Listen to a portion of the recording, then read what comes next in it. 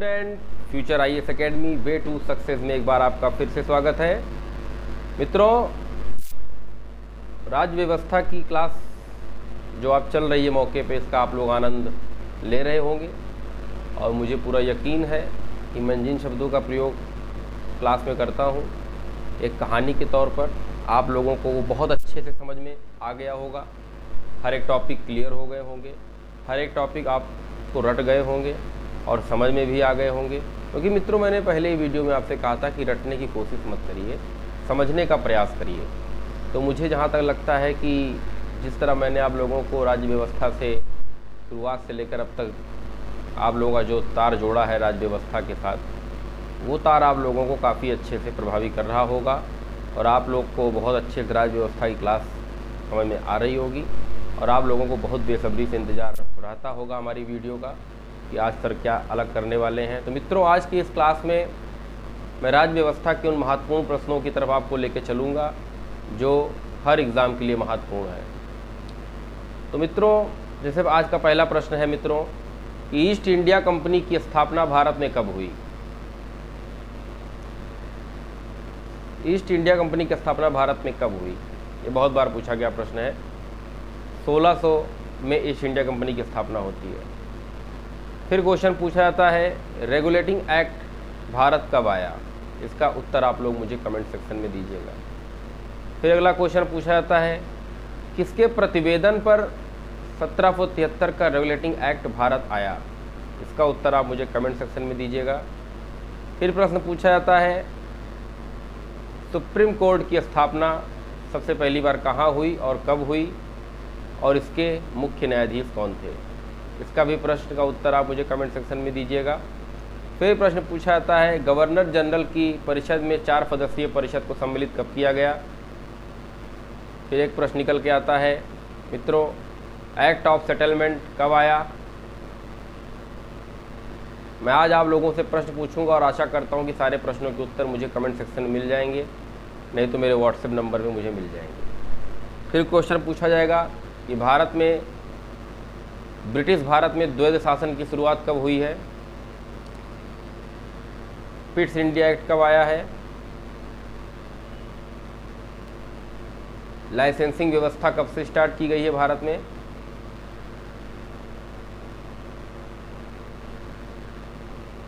भारत के अंग्रेजों का भारत पर व्यापारिक अधिकार समाप्त कब कर दिया गया है? भारी मात्रा में अंग्रेजों का आगमन किस एक्ट के अंतर्गत होता है? ईसाई मिशनरियों का आगमन भारत में किस एक्ट के अंतर्गत होता है? भारतीयों की शिक्षा पर 1 लाख रुपए व्यय करने की व्यवस्था किस एक्ट के अंतर्गत आती है? 20,000 अंग्रेज सैनिक रखने की व्यवस्था किस एक्ट के अंतर्गत आती है?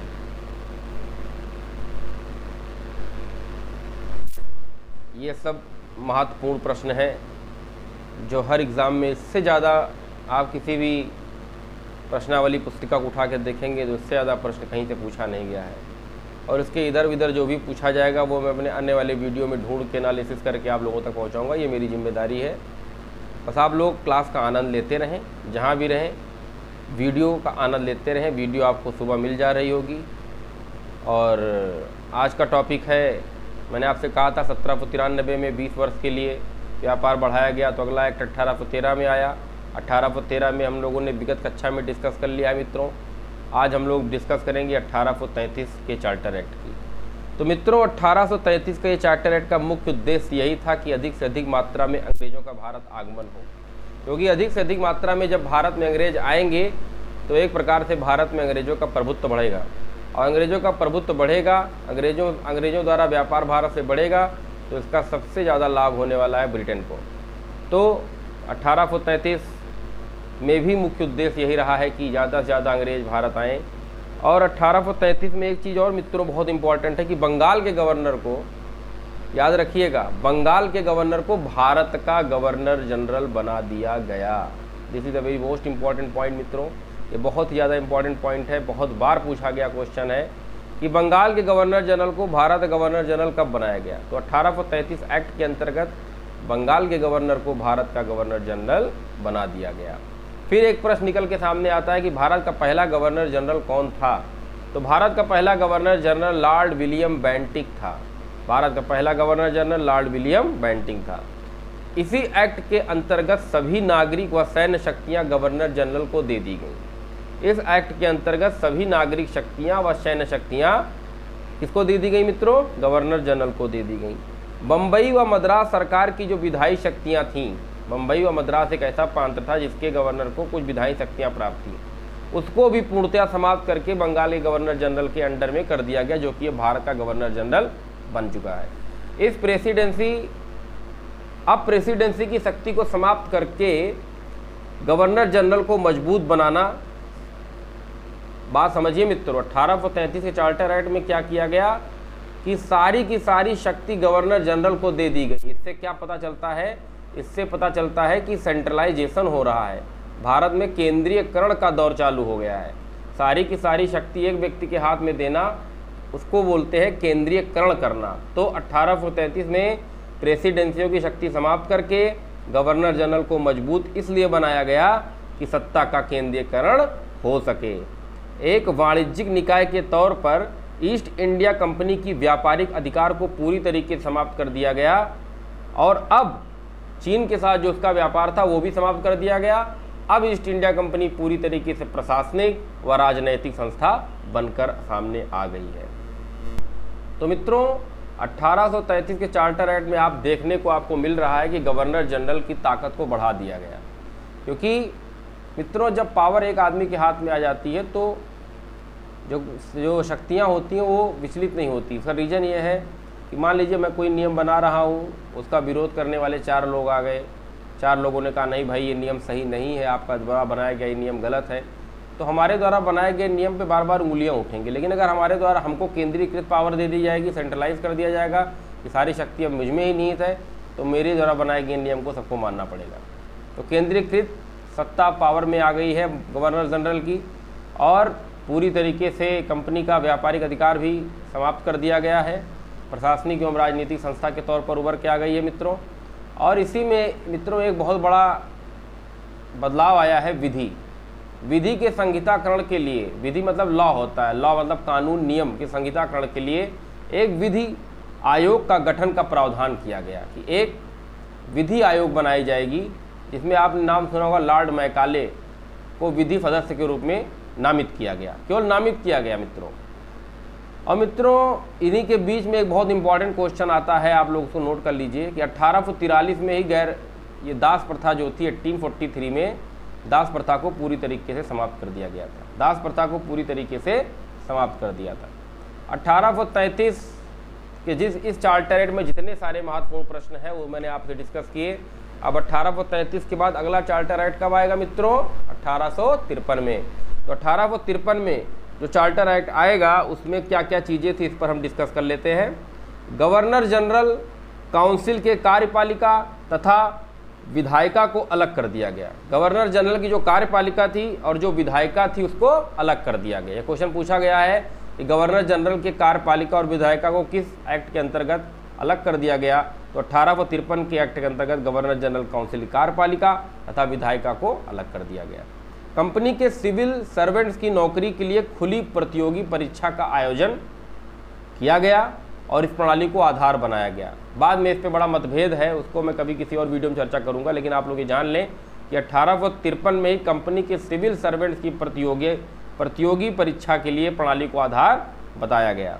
इस प्रकार अगर निष्कर्ष निकाला जाए तो आप भी यह देख रहे होंगे कि संवैधानिक विकास के प्रथम चरण में किस तरह से संवैधानिक प्रगति के कार्य हुए हैं जो मुख्य हैं, जैसे उच्चतम न्यायालय की स्थापना, शक्तियों का पृथक्करण, विधि आयोग, क्षेत्रीय प्रतिनिधिता, न्याय प्रशासन, प्रतियोगी परीक्षाएं आदि। इन्हीं सुधारों से भारतीय संविधान का एक बेस तैयार हुआ। कहीं न कहीं से भारतीय संविधान इन चीज़ों से आज प्रेरित है, ऐसा देखने को मिलता है। और 1853 का ये जो एक्ट था ये अंतिम चार्टर एक्ट के नाम से भी जाना जाता है। क्वेश्चन कई बार पूछा गया है कि अंतिम चार्टर एक्ट भारत में कब आया? तो 1853 के अंतर्गत अंतिम चार्टर एक्ट आया और 53 में ही लॉर्ड मैकाले को विधि आयोग का पूर्णतः सदस्य बना दिया जाता है। मित्रों क्वेश्चन पूछा गया है कि विधि आयोग का सदस्य पूर्ण रूप से कब बनाया गया? तो 1853 में बनाया गया। अभी तक हम लोगों ने जो कुछ भी पढ़ा समझा वो ईस्ट इंडिया कंपनी का शासन है। जैसा कि बताया गया था कि 1784 का पिट्स इंडिया है, जिसमें द्वैत शासन कंपनी पर बोर्ड ऑफ कंट्रोल का पूरी तरह सफल रखा गया मित्रों। और इसी के 1853 के बाद एक ऐसी डेट आप लोग के दिमाग में जहर में चल रही होगी, 1857। 1857 जैसे बड़े विद्रोह ने कंपनी की जड़ों को झकझोर दिया।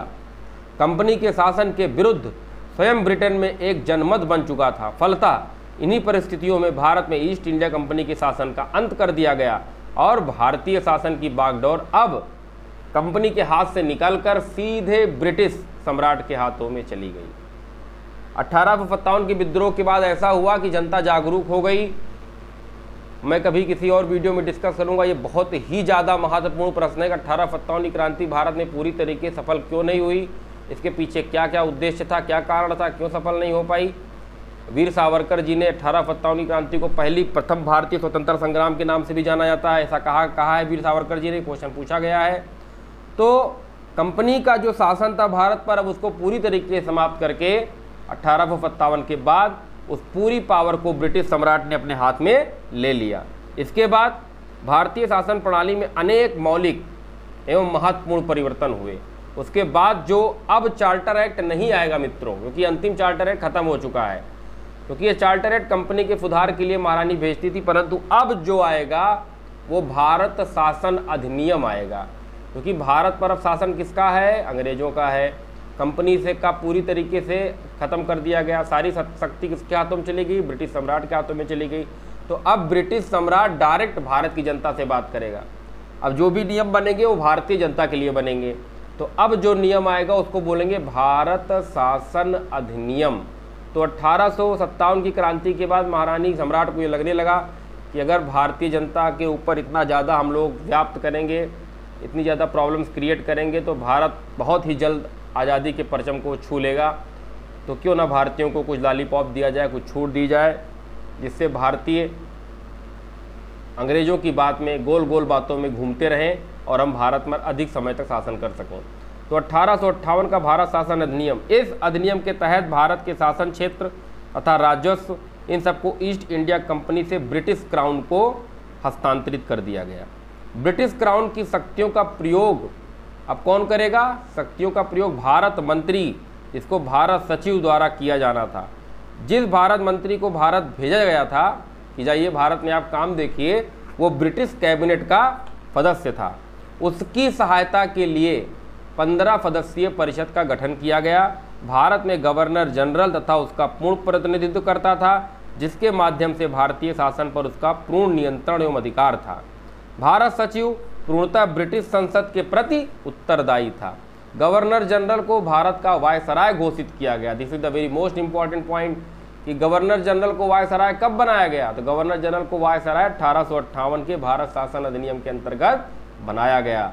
सारी शक्ति किसके हाथ में आप चली गई, सारी शक्ति भारत सचिव के हाथ में चली गई। भारत सचिव कहाँ से आया था, भारत सचिव ब्रिटेन से भेजा गया था।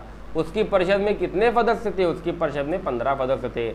अब गवर्नर जनरल और 15 सदस्य मिलकर दिशा दिखाते थे किसको, भारत सचिव को, और कहना किसका मानते थे, भारत सचिव का। बिना भारत सचिव की परमिशन के अब कोई काम नहीं हो पा रहा था।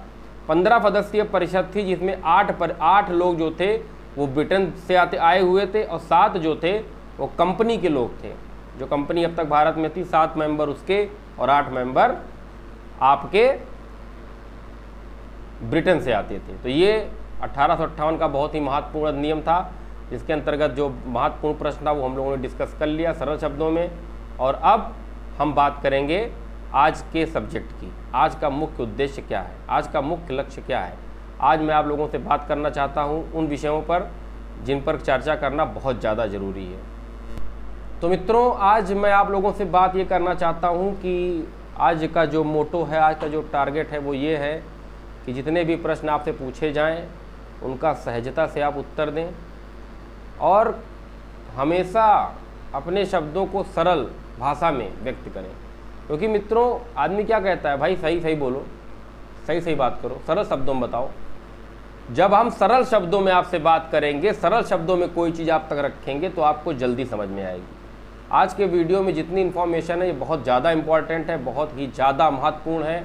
परीक्षा की दृष्टि से बहुत ही ज़्यादा महत्वपूर्ण है। इस वीडियो को आप पॉज करके जितने प्रश्न मैंने पूछे उसके उत्तर आप लोग ढूंढिए, क्योंकि उसके उत्तर मैंने विगत कक्षाओं में डिस्कस कर लिए हैं। आप विगत वीडियो देखकर उसके उत्तर ढूंढिए, लिखिए, कमेंट सेक्शन में जाके कमेंट करिए। और मैं ऐसे ही पॉलिटी को पढ़ाता रहूँगा सरल शब्दों में।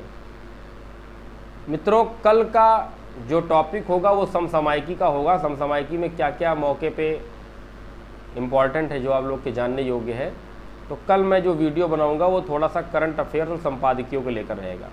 तो मित्रों, आज की ये क्लास और आज का ये अंक मैं यहीं समाप्त कर रहा हूँ। बहुत बहुत धन्यवाद।